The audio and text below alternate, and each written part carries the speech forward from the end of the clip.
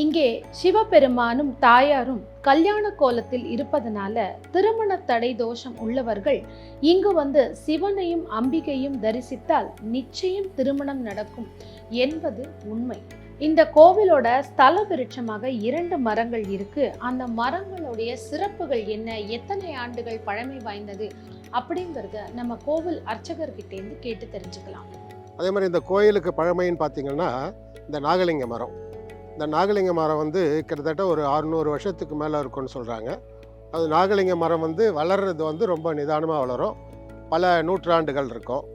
அதே மாதிரி திருவோடு மரம் வந்து இங்கே ரொம்ப சிறப்பானது. இந்த பக்கத்தில் வந்து திருவோடு மரம் வேற எங்கேயுமே கிடையாது.